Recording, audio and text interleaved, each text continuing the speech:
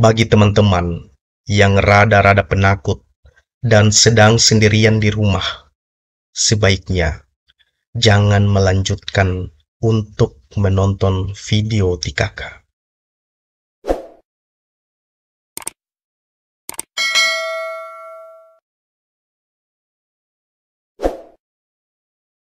Teman-teman, masyarakat Indonesia memang tak pernah lepas dari cerita horor. Ada banyak sekali pengalaman cerita horor yang kemudian dibagikan warganet ke media sosial. Tak jarang, cerita horor tersebut pun mengundang ketakutan tersendiri bagi pendengarnya, pembacanya, ataupun penontonnya. Entah kisah nyata atau hanya sekedar fiksi, banyak penonton yang merasa terbawa atau terhanyut dan ikut merasakan situasi dan kondisi yang terjadi di dalam cerita. Seperti sebuah cerita mistis yang dibagikan di media sosial Twitter @iburumah-tangga9. Teman-teman, kali ini TikK akan membagikan sebuah cerita horor, kisah nyata, yang TikK kutip dari sonora.id, yang bercerita tentang teror hantu Reni yang gentayangan di belakang jok mobil. Bagi teman-teman yang rada-rada penakut dan sedang sendirian di rumah, sebaiknya jangan melanjutkan untuk menonton video TikK. Langsung saja kita masuk ke cerita.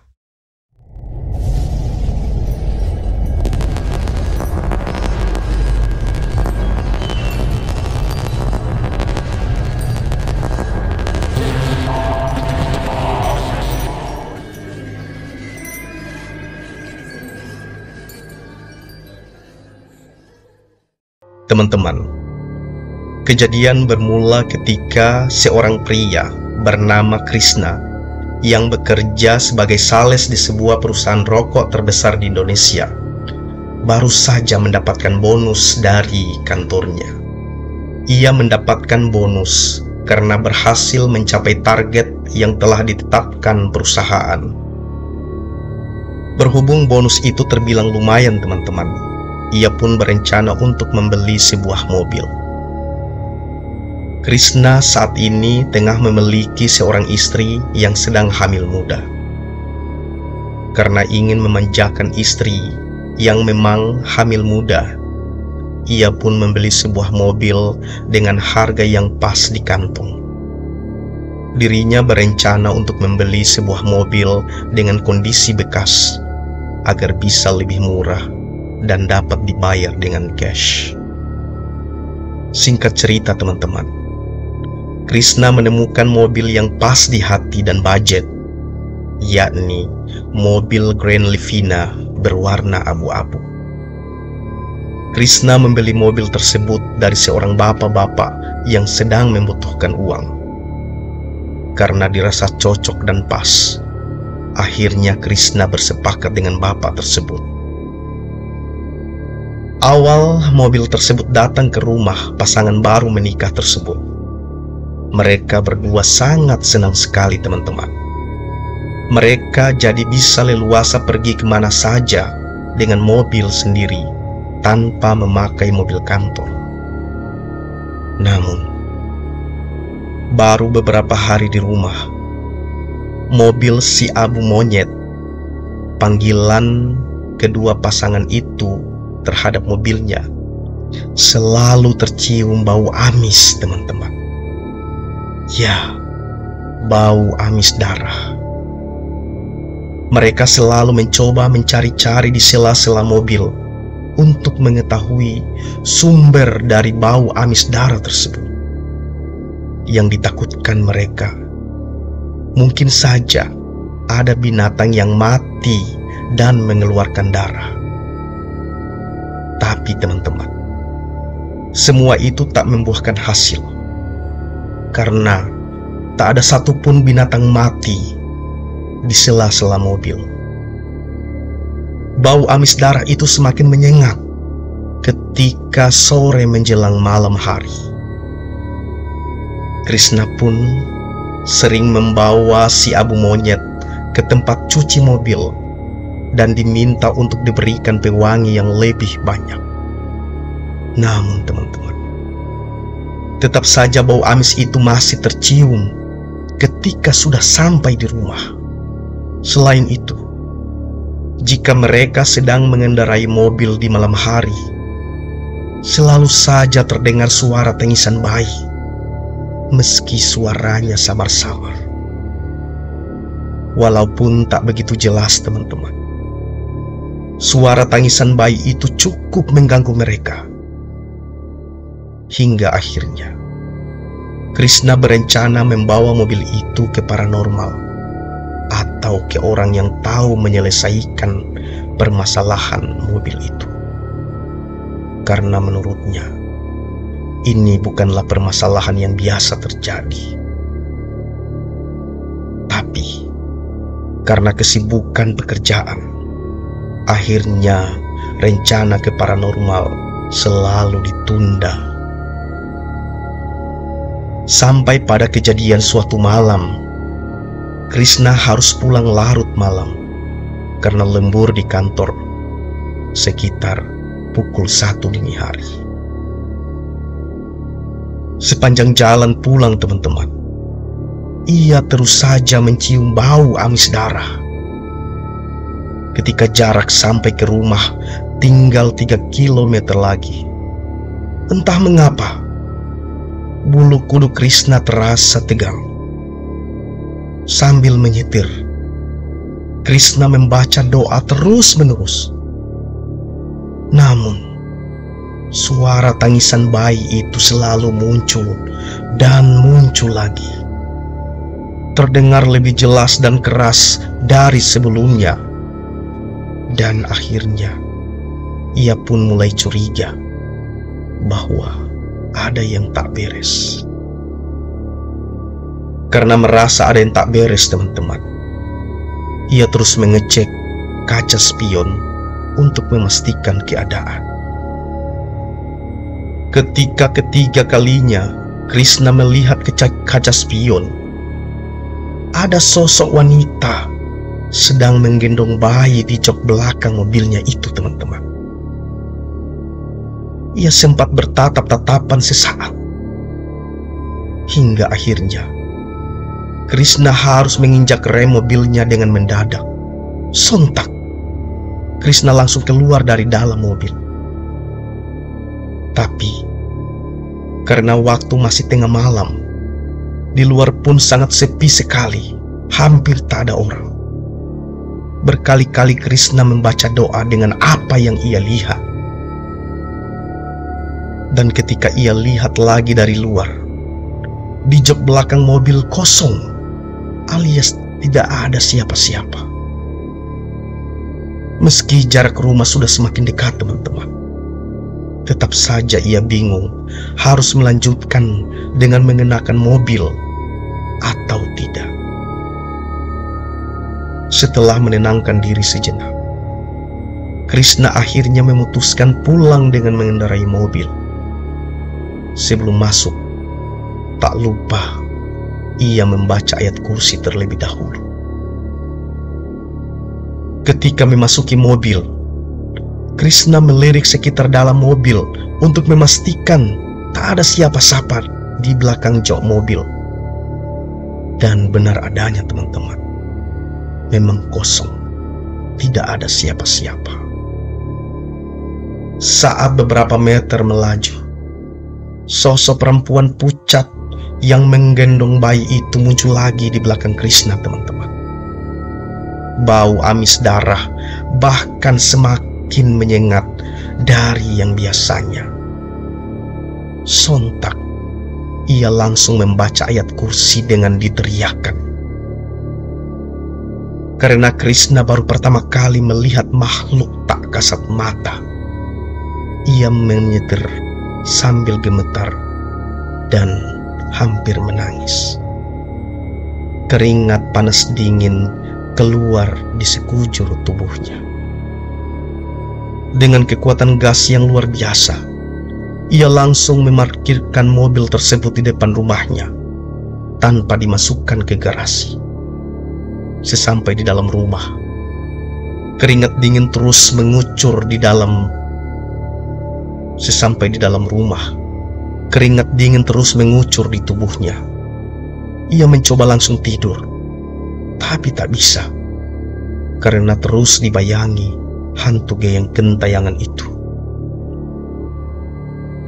Keesokan harinya, teman-teman, Krishna langsung demam tinggi, sehingga istrinya pun bingung ketika suaminya harus pulang dengan buru-buru dan memarkirkan mobil dengan sembarangan.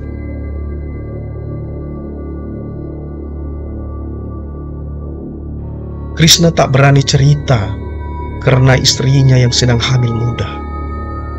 Ia takut jika istrinya nanti kefikiran, sehingga Krishna beralasan ingin tidur lebih cepat karena ngantuk semalaman. Setelah sembuh beberapa hari sakit, teman-teman, Krishna masih trauma untuk menaiki si abu monyet. Karena bau amis darah masih terasa, ia memutuskan untuk membawanya ke kiai yang bisa mencari solusi atas permasalahan itu. Krishna ditemani temannya untuk pergi ke kediaman Pak Kiai pada sore hari. Tapi teman-teman, sosok hantu gentayangan itu muncul dengan tiba-tiba di belakang jok. Karena kaget, Krishna akhirnya tak bisa mengendalikan mobil tersebut, dan akhirnya kecelakaan dan masuk ke dalam jurang. Meski begitu, keduanya masih bisa selamat dan hanya mengalami luka lecet di tangan. Krishna segera meminta bantuan saudaranya untuk menginformasikan kondisinya itu. Tak begitu lama, banyak warga yang melintas menolong Krishna dan temannya untuk kemudian ditenangkan.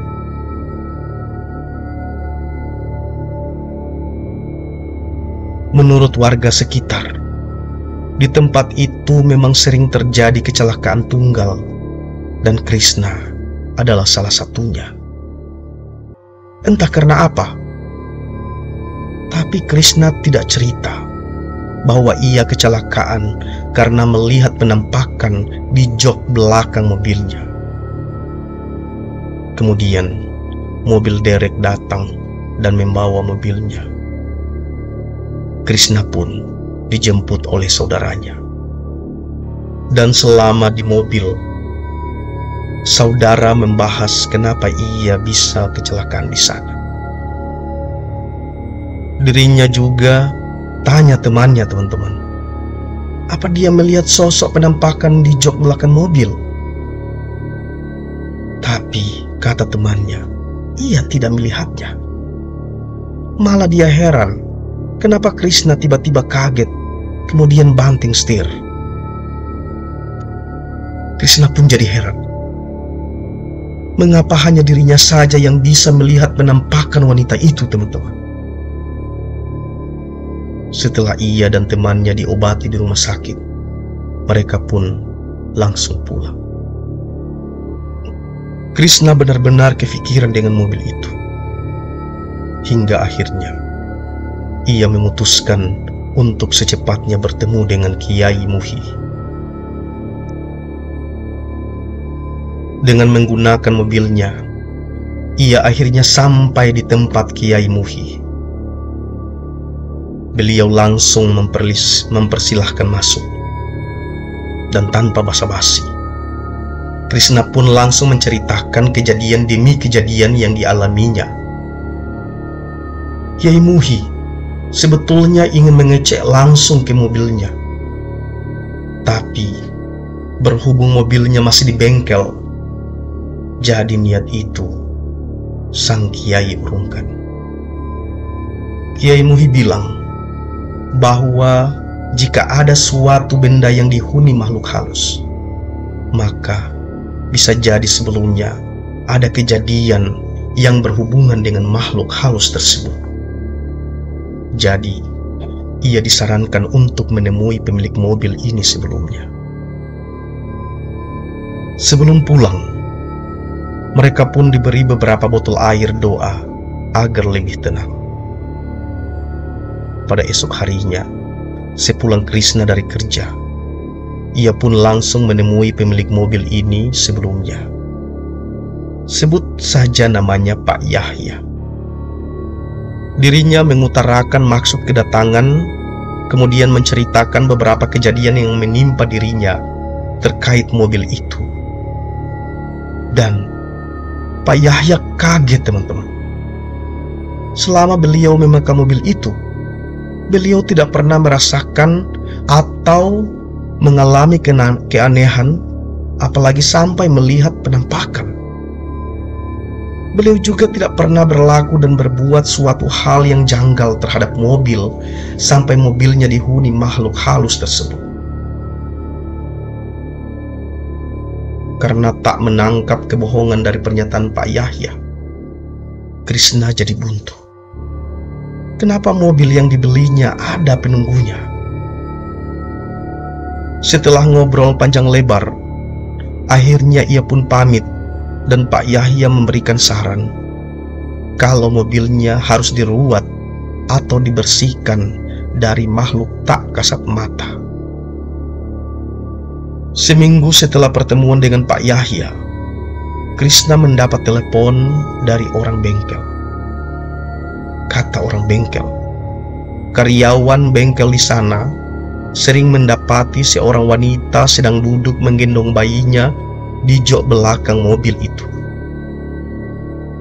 Mereka kemudian ketakutan dan baru sekarang ini mengalami kejadian-kejadian seperti itu.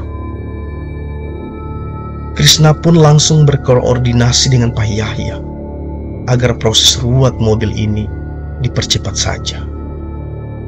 Karena ternyata makhluk ini mulai menampakkan dirinya kepada siapa saja. Pak Yahya langsung setuju. Beberapa hari setelah itu, mereka pun langsung datang ke bengkel di sore hari.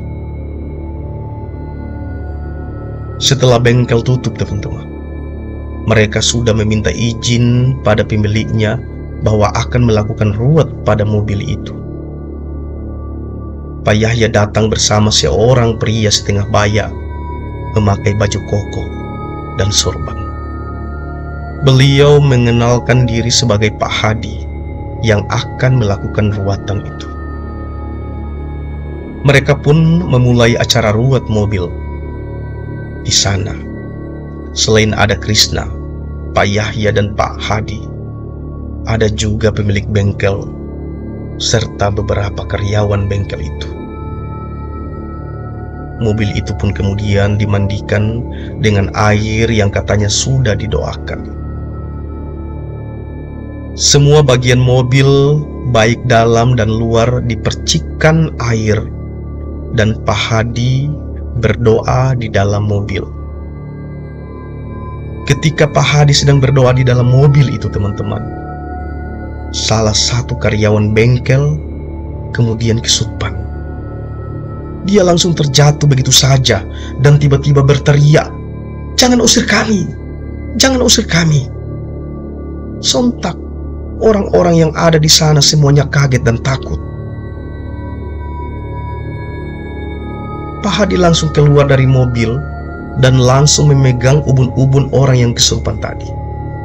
Beliau langsung bertanya, "Ini siapa?" "Saya Reni."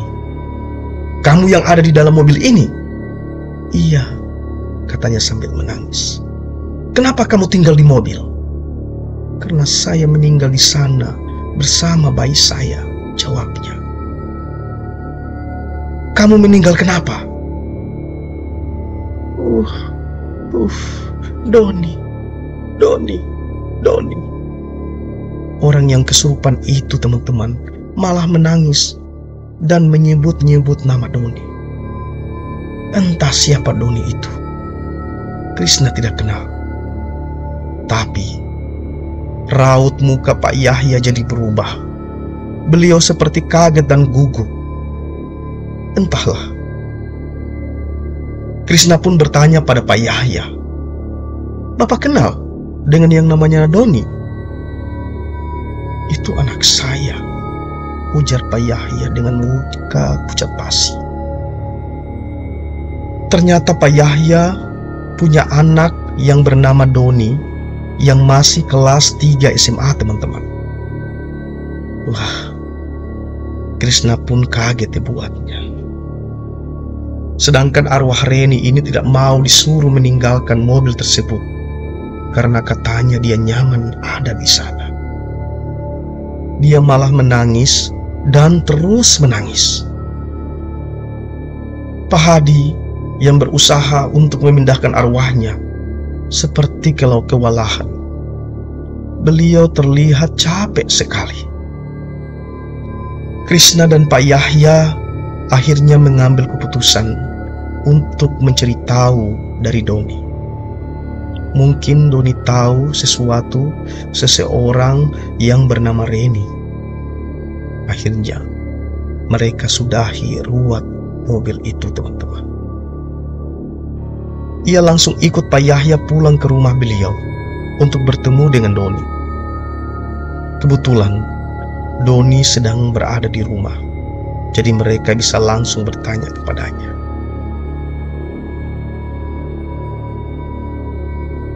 Ketika mereka menanyakan nama Reni kepada Doni, reaksi Doni langsung kaget dan pucat pasi. Pak Yahya langsung curiga melihat reaksi Doni. Krishna pun begitu. Jadi mereka mulai desak Doni untuk menceritakan siapa Reni ini sebenarnya. Ternyata, teman-teman, Reni ini adalah pacar Doni. Mereka sudah berpacaran cukup lama, dan gaya berpacaran mereka bukan hanya sekedar pacaran biasa. Pacaran mereka sudah melewati batas dan kemudian mengakibatkan Reni hamil. Awalnya Doni bersedia bertanggung jawab atas kehamilan Reni. Dan Doni berjanji akan menikahi Reni jika sudah lulus ujian SMA. Reni pun menyanggupinya, walaupun Reni harus menunggu dan menutupi perut buncitnya itu. Tapi teman-teman, malam itu Reni minta tolong pada Doni bahwa dia merasakan mules. Dia sepertinya akan melahirkan. Jadi Reni minta tolong kepada Doni untuk menjemputnya. Doni pun menjemput Reni ke rumahnya dan rencananya akan mengantar Reni ke klinik bersalin. Doni menjemput Reni menggunakan mobil si Abu Monyet yang saat itu masih milik ayahnya, teman-teman.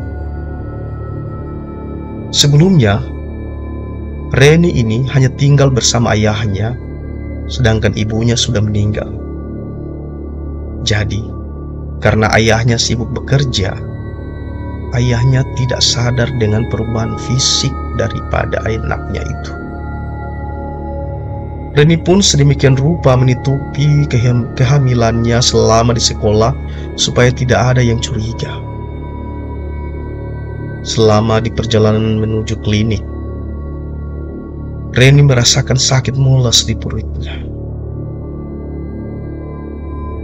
Doni dan Reni pun panik. Mereka tidak tahu harus berbuat apa. Dan akhirnya anak itu harus lahir di dalam mobil. Doni harus siap menjadi dukun bersalin untuk membantu proses persalinan Reni. Tidak berselang kemudian, teman-teman, tiba-tiba pikiran jahat berkelebat di pikiran Doni. Dia langsung membekap mulut Reni sampai Reni kehabisan nafas. Reni pun meninggal saat itu juga, sedangkan bayinya waktu itu masih hidup. Bayinya laki-laki, teman-teman. Namun, karena setan sudah menguasai seluruh tubuh pikiran Doni, maka bayi yang tidak berdosa itu pun menjadi korban kebiadaban Doni. Karena takut perbuatannya diketahui oleh orang lain, maka Doni membuang jasad Reni beserta bayinya ke dalam jurang di suatu tempat pada suatu malam. Doni merasa perbuatannya aman-aman saja dan tidak ada yang akan mengetahuinya. Ketika mendengar cerita lengkap dari Doni anaknya, Pak Yahya langsung emosi dan kemudian memukul si Doni anaknya. Dia bersumpah bahwa Doni harus mempertanggungjawabkan perbuatannya. Saat itu kemudian Doni langsung sujud di kaki ayahnya itu. Doni mengaku salah dan khilaf. Krishna pun yang mendengarnya hanya bisa geleng-geleng kepala bahwa pergaulan anak muda zaman sekarang memang benar-benar sudah di luar batas kewajaran. Mereka tidak memikirkan semua resiko atas perbuatan mereka.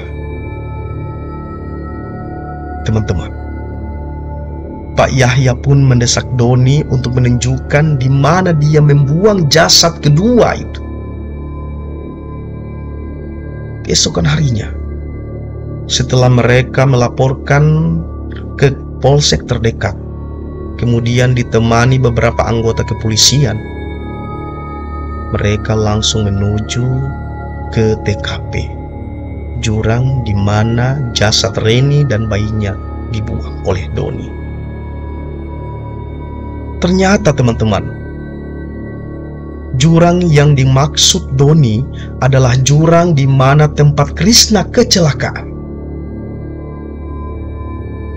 Mungkin di kecelakaan Krishna kemarin, Reni ingin menunjukkan jasad dirinya kepada Krishna. Tapi waktu itu dia tidak melihat, tidak memperhatikan di sekelilingnya. Ternyata teman-teman, jasad Reni ditemukan sudah membusuk saat itu juga, beserta jasad bayi yang dilahirkannya. Mereka ditemukan tertutupi oleh daun-daun kering di dasar jurang. Untuk menutupi kesalahannya, si Doni melakukan kesalahan lain yang lebih fatal. Si habis membunuh Reni, pacarnya, yang hamil di luar nikah akibat perbuatan mereka. Doni pun membunuh juga bayi hasil hubungan di luar nikah antar keduanya. Teman-teman, akhirnya Doni dipenjara akibat mempertanggungjawabkan segala perbuatannya. Sedangkan nasib mobil si Abu Monyet sampai saat ini masih dihuni oleh sosok Reni dan bayinya. Sampai saat ini teman-teman, jika Krishna sedang menyetir malam-malam, masih suka terdengar suara tangisan bayi dari dalam mobil itu, dan bau amis darah masih saja tercium oleh Krishna. Cerita ini awalnya hanya Krishna yang tahu, Tapi kemudian ia sengaja memberitahu kepada istrinya karena si Krishna itu sangat penakut. Teman-teman, kejadian pembunuhan Reni terjadi seminggu sebelum mobil itu dibeli oleh Krishna. Jadi wajar saja jika Pak Yahya tidak merasakan keganjilan seperti yang Krishna rasakan. Demikian sebuah cerita horor, kisah nyata yang diangkat oleh Krishna yang mengalami kejadian di mana selalu saja ia mengalami sosok Reni dan bayinya selalu muncul di belakang jok mobilnya. Sekali lagi teman-teman, kisah nyata ini Kakak kutip dari sonora.id. Semoga saja bisa menghibur teman-teman yang suka akan kisah nyata berbau mistis horor. Dan jika teman-teman suka dengan kisah maupun cerita ini, Kakak mohon untuk men-like video Kakak ini. Dan Kakak memohon semoga teman-teman sudi ikhlas buat teman-teman yang belum subscribe untuk mensubscribe channel Kakak ini. Kemudian dengan ikhlas pula teman-teman dapat membagikan video maupun channel Kakak melalui media sosial teman-teman semua. Kakak berharap teman-teman sudi melakukannya, dan semoga Tuhan yang Maha Kuasa Allah Subhanahu wa Ta'ala melimpahkan rizki yang berlimpah ruah, tak putus-putusnya. Rahmat Allah diberikan kepada teman-teman semua.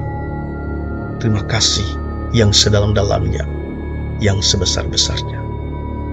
Assalamualaikum warahmatullahi wabarakatuh.